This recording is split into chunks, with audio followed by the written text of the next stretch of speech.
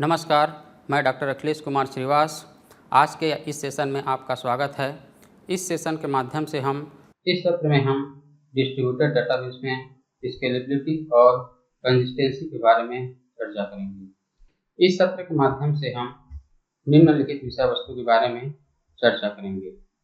पहला इंट्रोडक्शन, दूसरा स्केलेबिलिटी क्या है, नेक्स्ट हॉरिजॉन्टल स्केलेबिलिटी के कार्य क्या क्या हैं, नेक्स्ट हॉरिजॉन्टल स्केलेबिलिटी में क्या क्या चुनौतियां हैं, हॉरिजॉन्टल स्केलेबिलिटी के क्या क्या फायदे हैं, वर्टिकल स्केलेबिलिटी क्या है, वर्टिकल स्केलेबिलिटी में क्या क्या चुनौतियां आ सकती हैं, वर्टिकल स्केलेबिलिटी के क्या क्या फायदे हो सकते हैं, कंसिस्टेंसी क्या है, कंसिस्टेंसी में क्या क्या चुनौतियां आ सकती है, कंसिस्टेंसी के क्या क्या फायदे हो सकते हैं।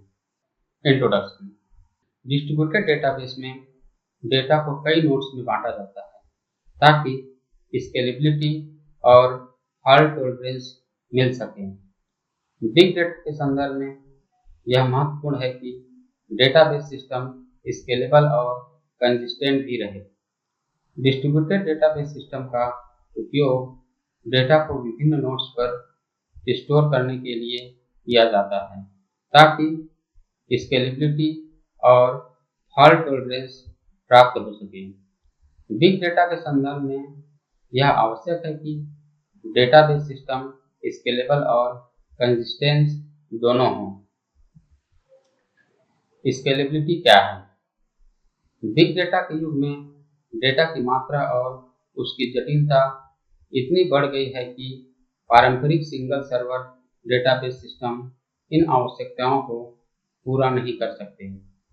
इसलिए स्केलेबिलिटी को अचीव करने के लिए डिस्ट्रीब्यूटेड डेटाबेस का उपयोग किया जाता है। डिस्ट्रीब्यूटेड डेटाबेस सिस्टम में डेटा को कई नोड्स या सर्वर पर विभाजित किया जाता है जिससे सिस्टम की क्षमता को बढ़ाया जा सकता है और बड़े पैमाने पर डेटा को संभालने में सक्षम बनाया जा सकता है। स्केलेबिलिटी का अर्थ है सिस्टम की क्षमता को बढ़ाना ताकि वह बड़े वॉल्यूम के डेटा और बढ़ती यूजर डिमांड को संभाल सके। डिस्ट्रीब्यूटेड डेटाबेस में स्केलेबिलिटी को दो प्रकार से अचीव किया जा सकता है। पहला हॉरिजॉन्टल स्केलेबिलिटी, दूसरा वर्टिकल स्केलेबिलिटी। हॉरिजॉन्टल स्केलेबिलिटी क्या है? हॉरिजॉन्टल स्केलेबिलिटी का अर्थ है कि सिस्टम की क्षमता को बढ़ाने के लिए नए सर्वर या नोड्स जोड़े जाते हैं। बिग डेटा के वातावरण में यह एक महत्वपूर्ण सिद्धांत है क्योंकि जैसे जैसे डेटा का वॉल्यूम बढ़ता है उसे प्रोसेस करने और स्टोर करने के लिए अधिक संसाधनों की आवश्यकता होती है। डिस्ट्रीब्यूटेड डेटाबेस में हॉरिजॉन्टल स्केलेबिलिटी आपको बड़े पैमाने पर डेटा को कुशलतापूर्वक हैंडल करने की अनुमति देती है। हॉरिजॉन्टल स्केलेबिलिटी का क्या कार्य है? पहला, नए नोड्स जोड़ना। हॉरिजॉन्टल स्केलेबिलिटी में जब भी आपके सिस्टम पर लोड बढ़ता है या डेटा की मात्रा में वृद्धि होती है तो आप नए सर्वर या नोड्स जोड़ सकते हैं। इससे डेटा का लोड नए नोड्स के बीच बांटा जा सकता है और पूरे सिस्टम की परफॉर्मेंस बनी रहती है। डेटा का विभाजन या डेटा पार्टीशन। डेटा को छोटे छोटे हिस्सों में विभाजित किया जाता है और विभिन्न नोड्स पर स्टोर किया जाता है। इसे डेटा शेडिंग भी कहा जाता है। उदाहरण के लिए एक बड़ी डेटाबेस टेबल को कई नोड्स में बांटकर स्टोर किया जा सकता है जिससे हर नोड पर लोड कम हो जाता है। दूसरा, लोड बैलेंसिंग। लोड बैलेंसिंग का उद्देश्य सभी नोड्स पर लोड को समान रूप से बांटना होता है। यह सुनिश्चित करता है कि कोई भी नोड ओवरलोडेड ना हो और सभी नोड्स को समान कार्य मिले। लोड बैलेंसिंग के लिए DNS बेस्ड रिवर्स प्रॉक्सी और सॉफ्टवेयर लोड बैलेंसेस जैसे तकनीकी का उपयोग किया जा सकता है। उदाहरण के लिए मान लीजिए कि आपका एप्लीकेशन हजारों यूजर्स को सर्विस प्रदान कर रहा है और लोड लगातार बढ़ रहा है। इस स्थिति में आप नए सर्वर्स को क्लस्टर में जोड़ सकते हैं, जिससे हर सर्वर पर लोड कम हो जाएगा और सिस्टम की ओवरऑल परफॉर्मेंस में सुधार होगा। Data consistency. हॉरिजॉन्टल स्केलेबिलिटी में डेटा को नई नोड्स में बांटा जाता है। यह सुनिश्चित करना चुनौतीपूर्ण हो सकता है कि सभी नोड्स पर डेटा कंसिस्टेंट रहे। अगर किसी नोड्स पर डेटा अपडेट किया जाता है तो बाकी नोड्स के साथ सिंक्रोनाइज करना एक चुनौती होती है। उदाहरण के लिए अगर एक यूजर किसी प्रोजेक्ट का ऑर्डर प्लेस करता है और ऑर्डर डेटा एक नोड पर अपडेट होता है, तो यह सुनिश्चित करना बहुत महत्वपूर्ण है कि बाकी नोड्स पर भी वह अपडेट तुरंत दिखे, अन्यथा डेटा कंसिस्टेंसी की समस्या हो सकती है। Network latency. जैसे जैसे एक्स्ट्रा नोड्स जोड़ते हैं, नोड्स के बीच डेटा को सिंक्रोनाइज करने में समय लग सकता है, जिससे नेटवर्क लेटेंसी बढ़ जाती है। लेटेंसी में वृद्धि सिस्टम की परफॉर्मेंस को प्रभावित कर सकती है, खासकर जब नोड्स अलग अलग लोकेशन में हों। उदाहरण के लिए अगर आपका सिस्टम वैश्विक स्तर पर फैला हुआ है तो विभिन्न लोकेशंस के नोड्स के बीच डेटा ट्रांसफर में देरी हो सकती है, जिससे यूजर्स को स्लो रिस्पांस टाइम का अनुभव भी हो सकता है। डेटा विभाजन में जटिलता। डेटा को कई नोड्स में समान रूप से विभाजित करना, जिसे डेटा शेडिंग भी कहा जाता है, एक जटिल प्रक्रिया है। अगर डेटा को ठीक से विभाजित नहीं किया जाता तो कुछ नोड्स पर लोड ज़्यादा हो सकता है, जबकि कुछ नोड्स खाली रह सकते हैं, जिससे सिस्टम की परफॉर्मेंस पर असर पड़ता है। उदाहरण के लिए मान लीजिए कि आपने एक डेटाबेस टेबल को कई नोड्स में विभाजित किया है, लेकिन कुछ नोड्स पर बहुत ज़्यादा डेटा स्टोर हो गया और कुछ पर बहुत कम। इस असंतुलन से कुछ नोड्स पर ओवरलोडिंग हो सकती है। लोड बैलेंसिंग में चुनौतियाँ। जब आप नए नोड जोड़ते हैं तो यह सुनिश्चित करना जरूरी है कि सभी नोड्स पर लोड समान रूप से बांटा जाए। लोड बैलेंसिंग एक महत्वपूर्ण कार्य है, लेकिन अगर यह सही तरीके से नहीं किया गया तो कुछ नोड्स ओवरलोड हो सकते हैं और बाकी नोड्स खाली रह सकते हैं। उदाहरण के लिए अगर आपके सर्वर पर एक ही समान समय पर बहुत सारे यूजर्स लॉगिन करते हैं और लोड बैलेंसिंग ठीक से नहीं हो जाती है, तो कुछ सर्वर्स ओवरलोड हो सकते हैं, जिससे सिस्टम स्लो हो सकता है। Operational overhead. हॉरिजॉन्टल स्केलेबिलिटी के साथ आपके सिस्टम में अधिक नोड्स जोड़ते जाते हैं, जिससे मैनेजमेंट और मॉनिटरिंग की जटिलता बढ़ जाती है। अधिक नोड्स का मतलब है कि अधिक निगरानी, समस्या निराकरण और मेंटेनेंस कार्य, जो ऑपरेशनल ओवरहेड बढ़ा सकता है। उदाहरण के लिए अगर आपके पास 100 से ज़्यादा नोड्स है और इन सभी नोड्स की परफॉर्मेंस मॉनिटरिंग, फेलियर डिटेक्शन और अपडेट्स का प्रबंधन एक बड़ा कार्य बन जाता है, जिसके लिए एडवांस टूल्स और तकनीकों की जरूरत होती है। स्केलेबिलिटी की सीमाएं। हालांकि हॉरिजॉन्टल स्केलेबिलिटी को आपको सिस्टम को स्केल करने की अनुमति देती है, लेकिन हर सिस्टम की एक सीमा होती है। अगर आप बहुत ज़्यादा नोड्स जोड़ते हैं तो सिस्टम की जटिलता और लेटेंसी इतनी बढ़ सकती है कि स्केलेबिलिटी का फायदा खत्म हो जाए। उदाहरण के लिए, अगर आपका सिस्टम 1000 से ज़्यादा नोड्स को मैनेज कर सकता है, तो नोड्स के बीच डेटा सिंक्रोनाइजेशन और लोड बैलेंसिंग इतना जटिल हो सकता है कि सिस्टम की परफॉर्मेंस में गिरावट आ जाए। हॉरिजॉन्टल स्केलेबिलिटी में चुनौतियाँ: सॉफ्टवेयर और हार्डवेयर कंपैटिबिलिटी।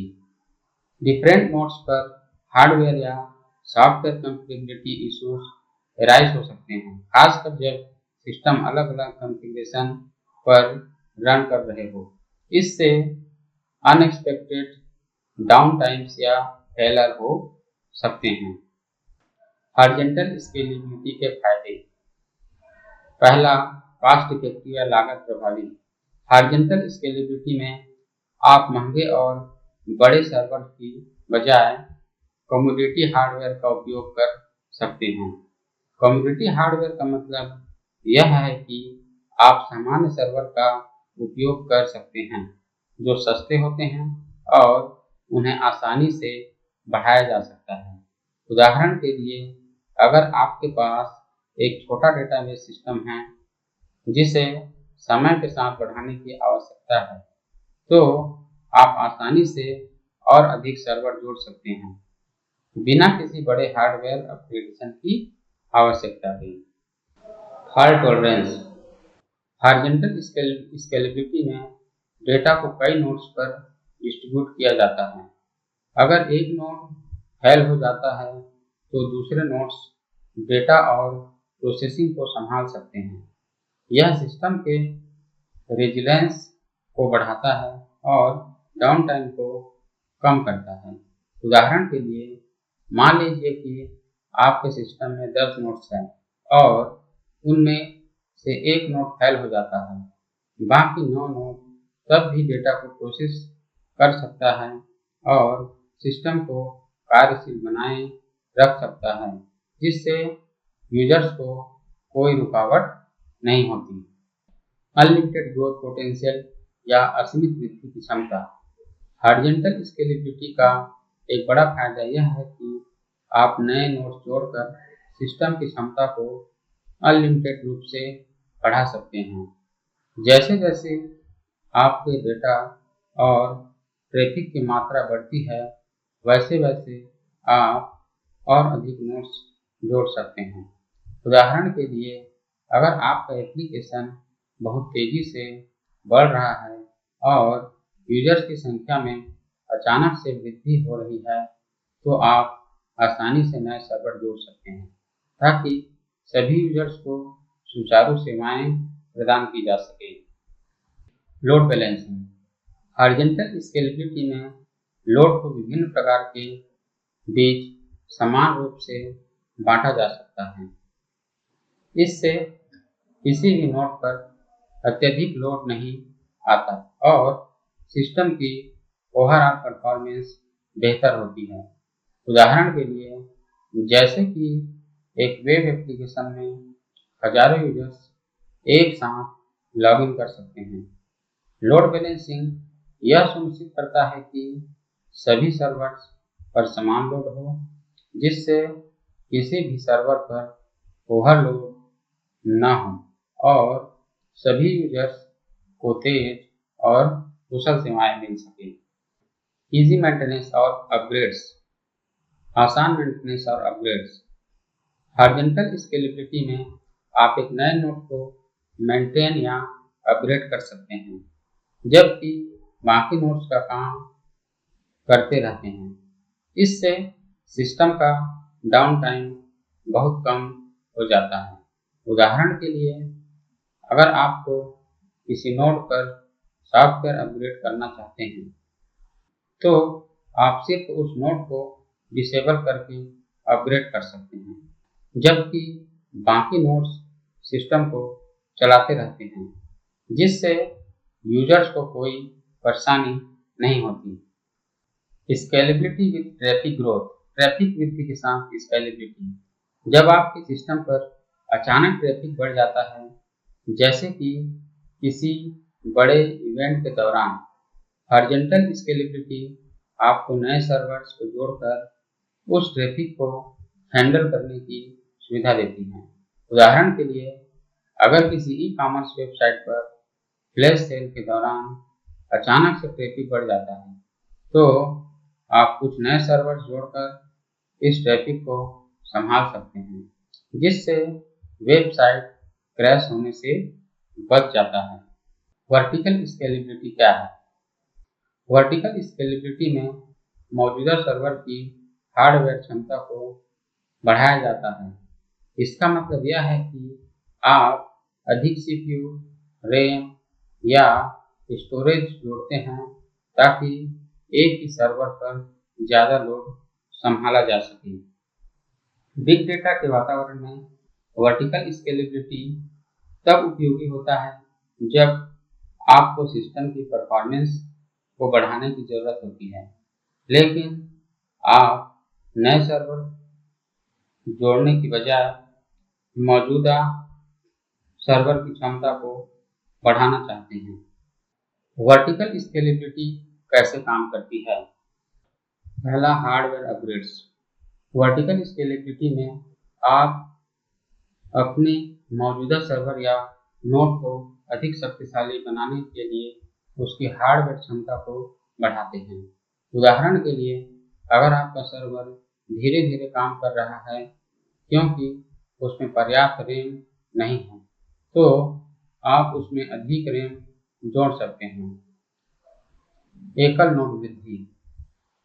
यह रणनीति एक ही नोड पर ध्यान केंद्रित करती है, जहां आप उसी नोड पर संसाधनों की बढ़ोतरी करते हैं। इससे नोड की क्षमता में वृद्धि होती है और वह अधिक डेटा प्रोसेस कर सकता है। वर्टिकल स्केलेबिलिटी कैसे काम करती है?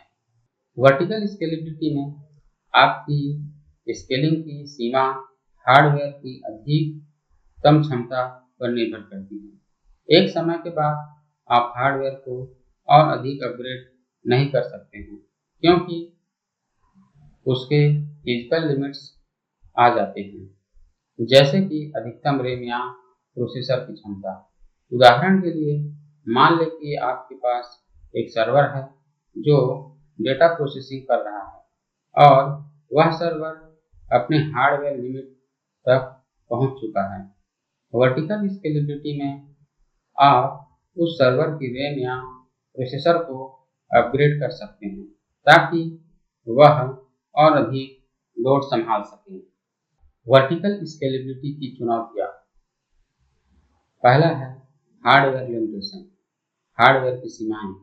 वर्टिकल स्केलेबिलिटी का सबसे बड़ा चैलेंज यह है कि आप हार्डवेयर की एक सीमाएं तक ही जा सकते हैं। हर सर्वर की एक अधिकतम क्षमता होती है, चाहे वो रैम हो, सीपीयू हो या स्टोरेज हो। एक बार जब आप उस सीमा तक पहुंच जाते हैं, तो आपके पास सिस्टम को और अधिक अपग्रेड करने का कोई विकल्प नहीं होता है।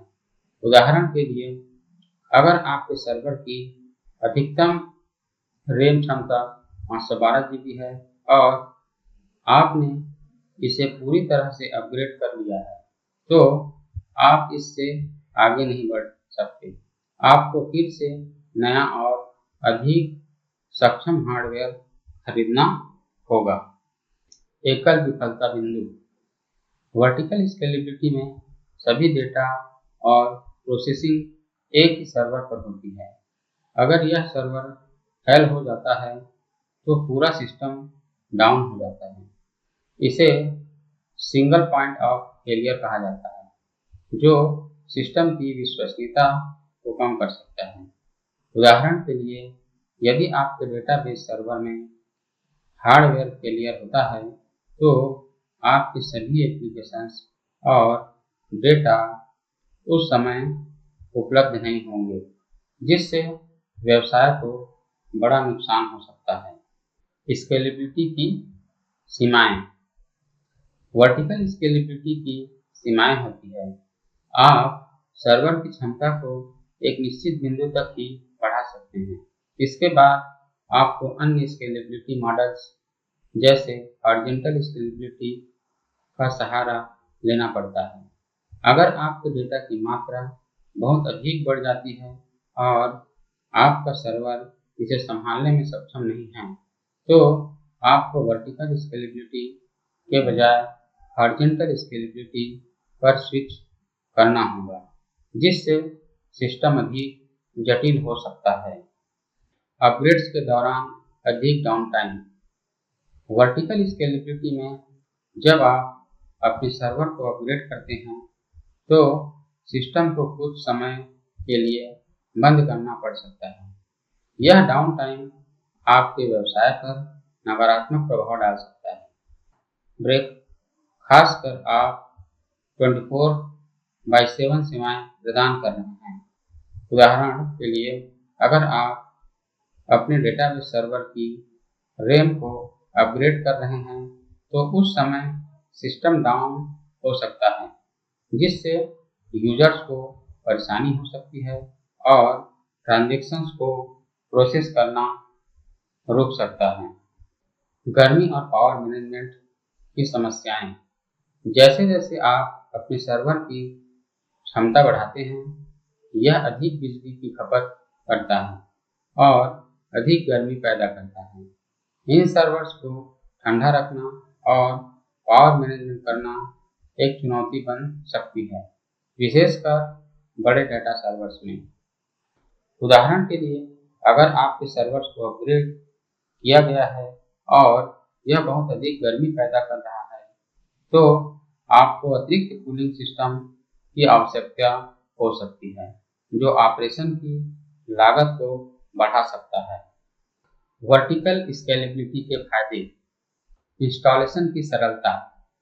वर्टिकल स्केलेबिलिटी को लागू करना काफ़ी आसान होता है। इसमें आपको मौजूदा सर्वर की क्षमता बढ़ानी होती है, जैसे कि रैम, सीपीयू या स्टोरेज को अपग्रेड करना होता है।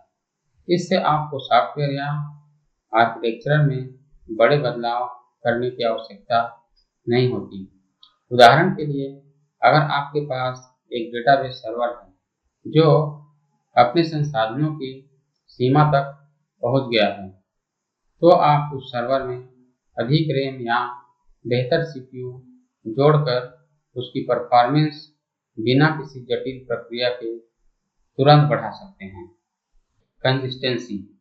वर्टिकल स्केलेबिलिटी में डेटा कंसिस्टेंसी को बनाए रखना आसान होता है, क्योंकि सभी डेटा एक ही सर्वर पर स्टोर होता है। इससे डिस्ट्रीब्यूटेड सिस्टम में होने वाली डेटा सिंक्रोनाइजेशन की जटिलता नहीं होती है। उदाहरण के लिए, यदि आपके पास एक ट्रांजैक्शन डेटाबेस है, तो वर्टिकल स्केलेबिलिटी सुनिश्चित करती है कि सभी ट्रांजैक्शन एक ही सर्वर पर प्रोसेस हो, जिससे डेटा कंसिस्टेंसी बनी रहती है और डेटा कॉन्फ्लिक्ट्स नहीं होते हैं। Lower latency. वर्टिकल स्केलेबिलिटी में डेटा और प्रोसेसिंग एक ही सर्वर पर होती है, इसलिए डेटा एक्सेस और प्रोसेसिंग में न्यूनतम लेटेंसी होती है। इसके विपरीत हॉरिजॉन्टल स्केलेबिलिटी में डेटा को विभिन्न नोड्स के बीच सिंक्रोनाइज करने में समय लगता है। उदाहरण के लिए, एक बैंकिंग एप्लीकेशन में जहां तेज और रियल टाइम ट्रांजैक्शंस की आवश्यकता होती है, वर्टिकल स्केलेबिलिटी सुनिश्चित करती है कि सभी ट्रांजैक्शंस एक ही सर्वर पर तुरंत प्रोसेस हो, जिससे यूजर्स को तेज रिस्पांस टाइम मिलता है। जटिल डेटा सॉर्टिंग की आवश्यकता नहीं। वर्टिकल स्केलेबिलिटी में डेटा सॉर्टिंग की आवश्यकता नहीं होती, जिससे डेटा विभाजन और लोड बैलेंसिंग जैसी जटिल प्रक्रियाओं से बचा जा सकता है। सभी डेटा एक ही सर्वर पर होता है, जिससे मैनेजमेंट आसान हो जाता है। उदाहरण के लिए, यदि आपका एप्लीकेशन अभी तक छोटे स्तर पर है और आपको डेटा सॉर्टिंग की आवश्यकता नहीं है, तो आप वर्टिकल स्केलेबिलिटी का उपयोग करके अपने मौजूदा सर्वर को अपग्रेड कर सकते हैं और बाद में जब आवश्यकता हो तब हॉरिजॉन्टल स्केलेबिलिटी पर विचार कर सकते हैं। एप्लीकेशन डिजाइन में कम जटिलता। वर्टिकल स्केलेबिलिटी में एप्लीकेशन डिजाइन सरल रहता है क्योंकि आपको कई सर्वर्स या नोड के बीच डेटा को सिंक्रोनाइज करने की आवश्यकता नहीं होती। इससे एप्लीकेशंस के डेवलप और मेंटेन करना आसान हो जाता है। उदाहरण के लिए, अगर आप एक सिंगल मशीन एप्लीकेशन डेवलप कर रहे हैं तो वर्टिकल स्केलेबिलिटी का उपयोग करके आप इसे सीधा और कुशल बना सकते हैं, जिसमें डेटा मैनेजमेंट और सिंक्रोनाइजेशन की जटिलताओं से बचा जा सकता है। छोटे पैमाने के सिस्टम के लिए प्रभावी। वर्टिकल स्केलेबिलिटी छोटे पैमाने के सिस्टम के लिए आदर्श है, जहां डेटा वॉल्यूम और यूजर बेस कम होता है।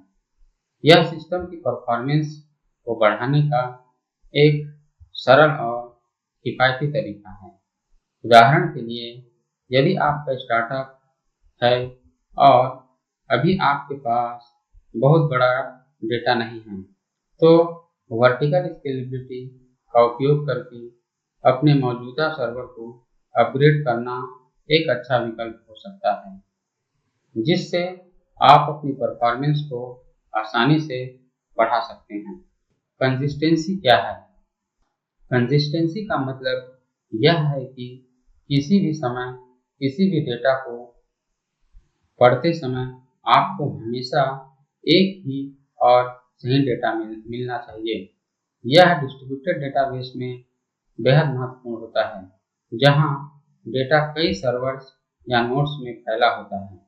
कंसिस्टेंसी यह सुनिश्चित करता है कि सभी नोड्स में डेटा का एक ही संस्करण उपलब्ध हो। उदाहरण के लिए, अगर एक बैंकिंग सिस्टम में कोई यूजर अपने अकाउंट बैलेंस को चेक करता है, तो उसे हर बार वही सही बैलेंस दिखना चाहिए, चाहे वह किसी भी ब्रांच या डिवाइस से चेक कर रहा हो। कंसिस्टेंसी में चुनौतियाँ। डिस्ट्रीब्यूटेड डेटाबेस में डेटा को कई नोड्स पर स्टोर किया जाता है और सभी नोड्स को सिंक्रोनाइज रखना एक चुनौतीपूर्ण कार्य है। नेटवर्क डिले, नोड फेलर और डेटा रिप्लिकेशन जैसी स्थितियों में डेटा कंसिस्टेंसी को मेंटेन करना मुश्किल हो सकता है। उदाहरण के लिए, यदि एक ऑनलाइन शॉपिंग साइट पर किसी प्रोडक्ट की इन्वेंट्री को एक नोड पर अपडेट किया जाता है, तो उसे तुरंत अन्य नोड्स पर भी अपडेट होना चाहिए। यदि इसमें देरी होती है तो कंसिस्टेंसी की समस्या उत्पन्न हो सकती है, जिससे गलत स्टॉक की जानकारी दिखाई जा सकती है। Gap theory. गैप थ्योरी के अनुसार एक डिस्ट्रीब्यूटेड डेटाबेस में 3 में से केवल 2 गुणों को एक साथ हासिल किया जा सकता है। कंसिस्टेंसी, अवेलेबिलिटी, उपलब्धता और पार्टीशन टॉलरेंस इसको कहा जाता है। इसका मतलब यह है कि अगर आप कंसिस्टेंसी को प्राथमिकता देते हैं तो आपको अन्य 2 गुणों में से किसी एक को समझौता करना पड़ सकता है। उदाहरण के लिए, अगर एक सिस्टम कंसिस्टेंसी को सुनिश्चित करना चाहता है तो उसे अवेलेबिलिटी या पार्टीशन टॉलरेंस में से किसी एक को थोड़ा कम करना होगा, जैसे कि नेटवर्क पार्टीशन के दौरान सिस्टम को कुछ समय के लिए अवेलेबिलिटी को छोड़कर डेटा कंसिस्टेंसी को बनाए रखना होगा। Strong versus eventual consistency. Strong consistency, इसमें हर बार डेटा एक्सेस करने पर ताज़ा और सही डेटा मिलता है। यह सुनिश्चित करता है कि कोई भी ट्रांजैक्शन के बाद डेटा तुरंत सभी नोड्स में अपडेट हो। इवेंचुअल कंसिस्टेंसी, इसमें समय के साथ डेटा सभी नोड्स में कंसिस्टेंट हो जाता है, लेकिन तुरंत नहीं होता। यह उन सिस्टम में उपयोगी होता है जहां हाई अवेलेबिलिटी और लो लेटेंसी आवश्यक होती है। उदाहरण के लिए स्ट्रांग कंसिस्टेंसी एक बैंकिंग सिस्टम के लिए महत्वपूर्ण होती है, जबकि eventual consistency social media platform के लिए उपयुक्त हो सकती है, जहां डेटा थोड़े समय के लिए असंगत हो सकता है, लेकिन अंततः कंसिस्टेंट हो जाता है। संदर्भ। आशा करता हूँ कि इस सेशन के माध्यम से आपको इस टॉपिक के विषय वस्तु के बारे में विस्तृत जानकारी प्राप्त हुई होगी। धन्यवाद।